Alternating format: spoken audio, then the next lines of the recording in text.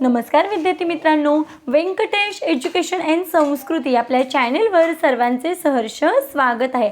आजच्या व्हिडिओमध्ये आपण 5वी शिष्यवृत्ती परीक्षा याच्यामधील गणित याच्यातील शेकडेवारी याच्यातील आपण स्वाध्याय 24.2 आजच्या व्हिडिओमध्ये आपण स्पष्टीकरणाचे सोडून घेणार आहोत। व्हिडिओ सर्वांनी शेवटपर्यंत बघा, कारण यातील प्रत्येक प्रश्न आपण स्पष्टीकरणाचे सोडून घेणार आहोत। याचा मुलांना नक्कीच अभ्यासामध्ये फायदा होणार आहे। बघा, इथे आपल्याला पहिला प्रश्न दिलाय, आकृतीतील रेखांकित भागाची शेकडेवारी काढा। आता इथे आपल्याला बघा, ही आकृती दिलेली आहे। आता इथे आपल्याला पर्याय दिलेले आहेत 4। सगळ्यात महत्त्वाचं काय, आकृती काय आहे, तर आकृतीमध्ये एकूण भाग किती आहेत बघा, 1 2 3 4 5 6 7 8 एकूण भाग आहेत 8। रंगोलीत किती भाग, तर रंगवलेले भाग आहेत 2, 1 आणि हा 2, मग 8 भागापैकी 2 भाग रंगवलेत। आणि आपल्याला माहिती आहे शेकडेवारी काढताना आपण काय करतो, गुणिले 100 घेतो, म्हणून आपण या पद्धतीने गणित लिहून घेतलं। आता जिथे भाग जातो तिथे भाग घालूया। बघा, बे चौक 8, बे पंचे 10, बे शून्य 0। आता इथे बघा, बे एक के बे दुने 4, परत इथे बघा, बे एक के बे दुने 4, इथे 1 राहिला, बे पंचे 10 म्हणजे 25 दुने 50, इथे किती आलं 25। म्हणून मग आपल्या या प्रश्नाचं उत्तर आहे 25%। म्हणजे रेखांकित भाग किती आहे एकूण, तर 25%। पर्याय क्रमांक 2 हे आपल्या या प्रश्नाचं उत्तर आहे। दुसरा प्रश्न बघा, 1250चे 12% म्हणजे किती। आता आपल्याला माहिती आहे चा ची चे, इथे बघा चे दिले, 1250चे चा ची चे म्हणजे काय, गुणाकार, मग इथे किती दिले 1250, मग 1250 म्हणजे किती 1250, चा ची चे म्हणजे गुणाकार आणि टक्के किती आहेत 12 आहेत, म्हणून वर 12 लिहायचं। आणि आपल्याला माहिती आहे टक्क्यांच्या खाली 100, नेहमी टक्क्यांच्या खाली 100 लिहायचं, कारण टक्के हे 100मध्ये असतं।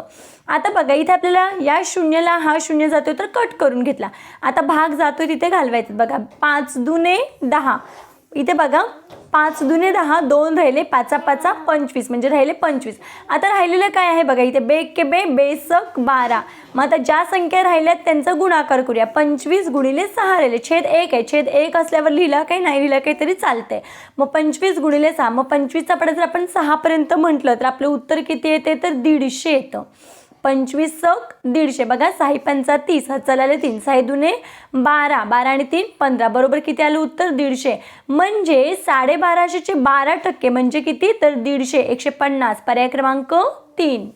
पुढचा प्रश्न बघा, जर ओंकार परीक्षेत 510 गुण मिळवून उत्तीर्ण झाला, जर त्याला परीक्षेत 68% गुण मिळाले असतील तर ती परीक्षा किती गुणांची होती।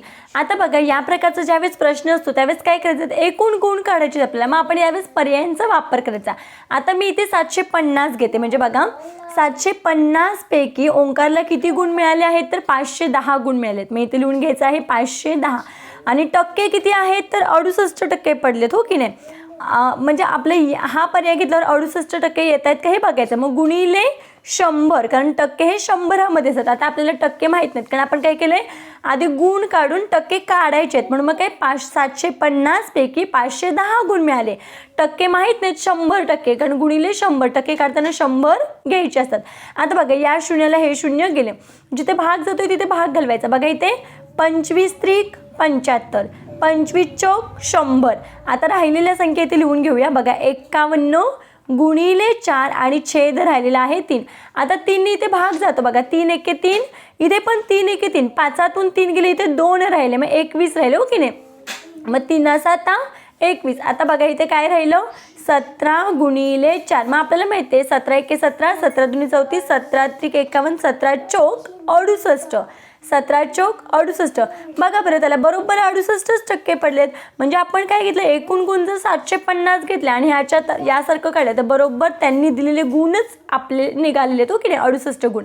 म्हणून आपण जो पर्याय घेतला होता तो कसा आहे, करेक्ट आहे। म्हणून मग परीक्षा किती गुणांची होती, तर 750 गुणांची होती। म्हणून आपल्या या प्रश्नाचं उत्तर आहे पर्याय क्रमांक 3। चौथा प्रश्न, जिल्हा परिषदेच्या एका शाळेत 120 विद्यार्थ्यांपैकी 60% मुली आहेत, त्याच गावातील खाजगी माध्यमिक शाळेत 200 विद्यार्थ्यांपैकी 55% मुली आहेत, तर त्या गावात एकूण किती मुली शाळेत जातात? बघा खूप सोपा प्रश्न आहे. काय सांगितलं, जिल्हा परिषदेच्या शाळेमध्ये 120 विद्यार्थ्यांपैकी, म्हणजे एकूण विद्यार्थी किती आहेत? 120 विद्यार्थी आहेत. त्या विद्यार्थ्यांपैकी 60% मुली आहेत. मग आपल्याला माहिती आहे टक्क्यांच्या खाली 100 घ्यायचे. आणि इथं दुसरीकडे काय सांगितलंय, खाजगी माध्यमिक शाळेमध्ये 200 विद्यार्थ्यांपैकी, बघा हे 200 विद्यार्थी, त्या विद्यार्थ्यांपैकी 55% मुली आहेत आणि आपल्याला माहिती आहे टक्क्यांच्या खाली 100. मग बघा या 2 शून्याला हे 2 शून्य गेले. आता इथे राहिले काय 2 गुणिले 55. मग आपण जर 2 गुणिले 55 केलं तर उत्तर किती येतं? 110. मग बघा 5 दुने 10, 5 दुने 10 आणि 1 11, 110 मुली. म्हणजे खाजगी शाळेतल्या मुली किती झाल्या? 110 मुली झाल्या. आता इथे या शून्याला हे शून्य गेलं, या शून्याला हे शून्य गेले. आता राहिलंय काय 12 गुणिले 60. आपल्याला माहिती आहे 12 72, म्हणजे जिल्हा परिषदेमध्ये 72 मुली आणि खाजगी शाळेमध्ये 110 मुली. आता एकूण मुली विचारत, मग इथे काय करायचं आहे? 110 अधिक हे 72 यांची बेरीज करायची. 0 अधिक 2 2, 7 आणि 1 8 आणि हा 1 एकूण किती मुली आहेत? 182. मग 182 कुठे आहे? पर्याय क्रमांक 3 मध्ये. 5वा प्रश्न बघा, पुढीलपैकी कोणत्या पर्यायात 3.75 चे 5% अधिक 7.25 ते 10% या पदावलीचं योग्य उत्तर आहे? बघा इथे दिलेल्या माहितीनुसार काय सांगितलं होतं आपल्याला? 3.75 चे, आपल्याला माहिती आहे चाचीचे म्हणजे गुणाकार आणि इथे काय 5 आणि टक्क्यांच्या खाली आपण 100 घेतो आहे. आता बघा इथे छेद हे आहे. आता या डायरेक्ट यांचं दोघांचा काय करायचं? आधी गुणाकार करूया. बघा 375 गुणिले 5, आता इथे पॉईंट आहे आणि छेद आहे 100. मग या दोघांचा जर आपण गुणाकार केला तर बघा 5 5 25, हाताला आले 2, 5 7 35, 36 37, हाताला आले 3, 3 5 15, 16 17 18, किती आलं? 1875 आलं. बरोबर आहे. आणि छेद आहे तसा 100. आपल्याला माहिती आहे 1 2 घरं झाल्यावर पॉईंट होतं, म्हणून मी ते 2 घरं झाल्यावर पॉईंट. आता बघा ही संख्या आहे तशी लिहून घेऊया, 1875. आता बघा ऑलरेडी हे 2 घरं झाल्यावर 0 आहेत. आता हे 2 शून्य आपल्याला माहिती आहे दशांश चिन्ह आपण कधी देतो? एकावर किती 2 शून्य आहेत, मग 1 2 अजून 2 घर मागे, म्हणजे बघा ही 2 आणि हे 2 किती झाले? 4. मग 1 2 3 4 इथे पॉईंट आणि पुढे काय नाही म्हणजे 0. मग याचं उत्तर किती आलं? 0.1875. आता सेम याचं पण तसंच काढायचं आहे. 7.25 गुणिले 10/100 बरोबर. बघा इथे 725, इथे पॉईंट देते मी थोडा वेळ, 10 आणि छेद आहे तो 100. आता या दोघांचा जर आपण गुणाकार केला तर आपल्याला माहिती आहे किती येणार आहे? 750. बघा 7250, फक्त हा 0 इथे येणार आहे आणि छेद आहे तसं 100. आता ऑलरेडी बघा आता ह्याचं उत्तर आपण काढूया. हे 7250 आपल्याला माहिती आहे ऑलरेडी 2 पॉईंट, 2 घराच्या नंतर पॉईंट आहेत आणि हे 2 शून्य, म्हणजे बघा इथे होतं की नाही 1 पॉईंट. मग ही 2 घरं आणि हे दशांश चिन्ह हे 2, 1 2 3 4, मग इथे पण 4 घरं झाले की 0 पॉईंट द्यायचा आणि पुढे काही नाही म्हणजे 0. आता या दोघांची आपल्याला बेरीज सांगितले. आता या दोघांची आपल्याला काय सांगितली होती? बेरीज करायची. मग बघा इथे आपण यांची बेरीज करूया या 2 उत्तरांची. 5 अधिक 0 5, 7 अधिक 5 12, हा चला आला 1, 8 9 10 आणि हा 1 11, हा चला 1 7 8 आणि हे 9, पॉईंटच्या खाली पॉईंट आणि 0 अधिक 0 0. मग आपलं उत्तर किती आलं? 0.9125, म्हणजे 9125. मग कुठे बघा 0.9125, पर्याय क्रमांक 2. पुढचा प्रश्न बघा, एका संख्येचे 0.18% काढण्यासाठी तिला कितीने गुणावे लागेल? मग आता काय करायचं बघा, एका संख्येचे म्हणजे आपल्याला माहिती आहे का कोणती संख्या? नाही माहिती, इथे आपल्याला माहित नाही, प्रश्नचिन्ह आहे हो की नाही. गुणिले कोणत्या संख्येने? बघा एका संख्येचे 0.18%. आता टक्के म्हणजे काय? टक्क्याच्या खाली 100 जातं. आपल्याला माहिती आहे चाचीचे म्हणजे गुणाकार, मग कोणती संख्या माहीत नाही आहे. मग आता आपल्याला हे माहिती आहे, मग या दोघांचाच आपण काय करायचं आहे? भागाकार करायचा आहे. मग बघा जर आपण या इथे 100 आहे, दशकातली संख्या हो की नाही, मग इथे आहे ती संख्या लिहून घ्यायची. आपल्याला माहिती आहे ऑलरेडी इथे 2 घरं झाले की पॉईंट आहेत. मग आता हे पण 1 2 2 0 आहेत, म्हणजे अजून 2 घरं डावीकडे जायचं आहे की नाही. मग आता बघा 1 2 आणि ही 2 3 4, मग 1 2 3 हे काय नाही म्हणजे इथे 4 आणि हे इथे पॉईंट. मग आपल्या इथे उत्तर कोणतं आलं बघा 0.0018. म्हणजेच काय म्हणजे सांगितलं कोणत्या संख्येला? या संख्येला जर आपण 0.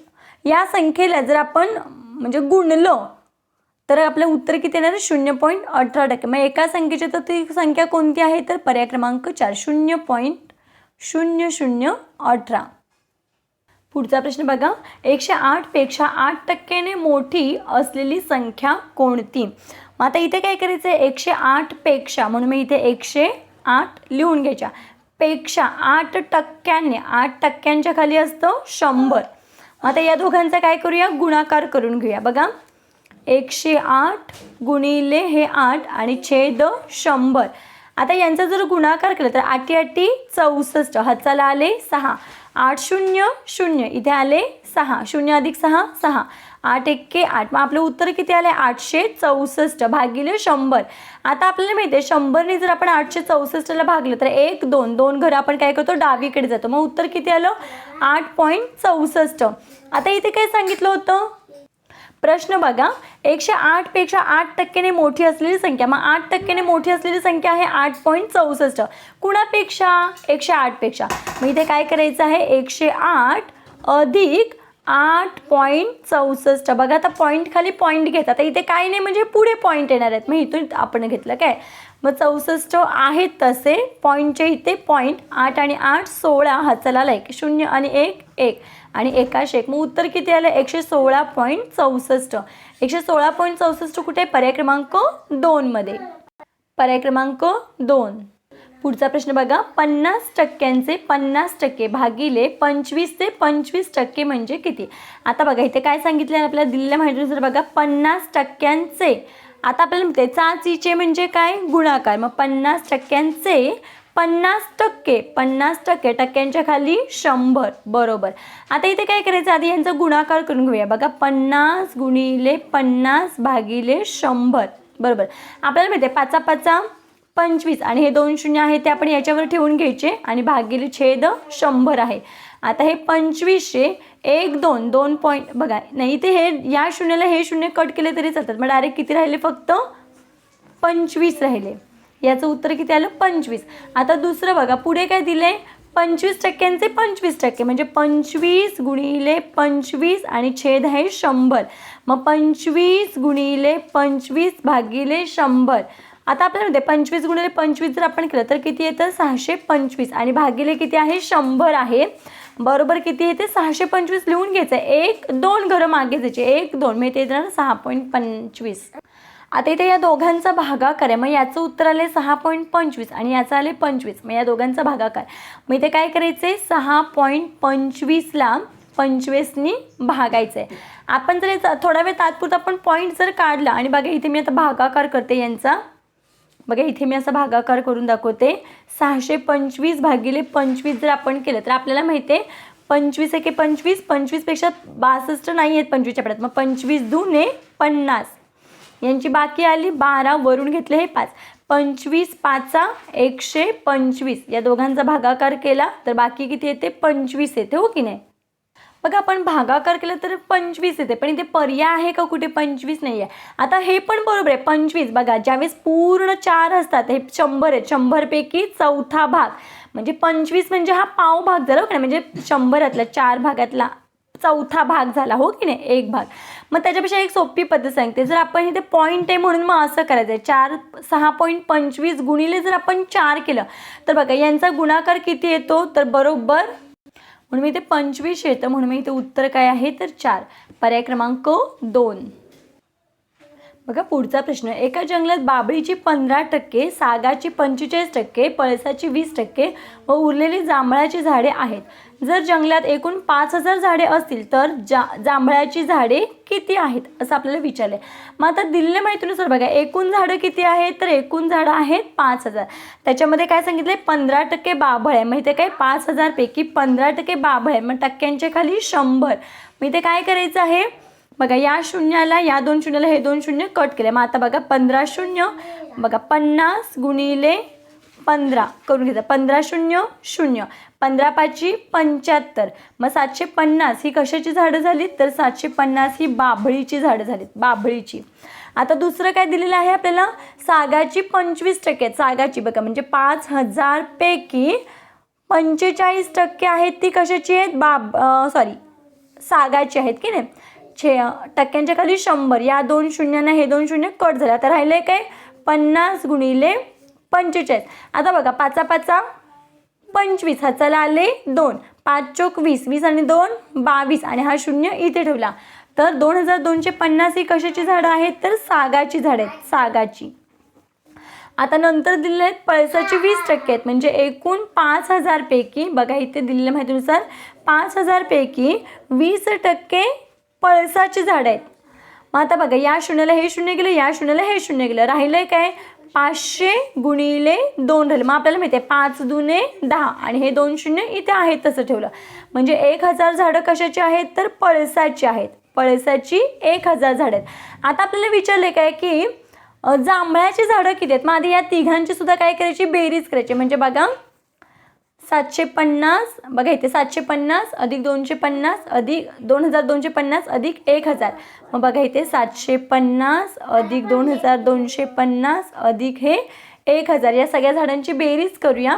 मग आता बघा आपल्याला माहिती आहे 0 0 0 शेवटला 0, इथे 0 5 आणि 5, 5 आणि 5 10, हाताला आला 1, 1 आणि 0 1 2 3, 3 आणि हे 7 10, हाताला आला 1 7 8 9 आणि हा एक 10. मग एकूण झाडं किती झाली, या सगळ्यांची एकूण बेरीज झाली 4000. म्हणजे बाभळ, साग आणि पळस ही एकूण झाडं आहेत 4000. आता आपल्याला माहिती आहे एकूण झाडं किती होती 5000 होतील. मग 5000 मधून ह्या तिघांची जर वजा, या तिन्ही झाडांची जी बेरीज झाली 4000, ह्या तिन्ही झाडांची संख्या वजा केली म्हणजे 5000 वजा 4000 केलं तर राहिले किती 1000. म्हणजेच मग जी राहिलेली झाडं आहेत तीच कोणती आहेत तर जांभळाची आहेत. म्हणजे जांभळाच्या झाडांची संख्या आहे 1000. पर्याय क्रमांक 3. बघा आजच्या व्हिडिओमध्ये आपण 24.2 स्पष्टीकरणाचे सोडून घेतलेला आहे. अशा कधी आपल्या सर्वांना व्हिडिओ आवडला असेल, व्हिडिओ आवडल्यास व्हिडिओला लाईक करा, आपल्या मित्रमैत्रिणींना शेअर करा. चॅनलवर नवीन असाल तर येणाऱ्या नवीन व्हिडिओसाठी चॅनलला सबस्क्राईब करा. सबस्क्राईब समोरील बेल बटन प्रेस करा, जेणेकरून आपल्या सर्व विषयाचे व्हिडिओचे नोटिफिकेशन आपल्याला मिळत राहतील. व्हिडिओ कसा वाटला ते कमेंटमध्ये नक्की सांगा. भेटूया पुढच्या व्हिडिओमध्ये. तोपर्यंत नमस्कार, थँक्यू.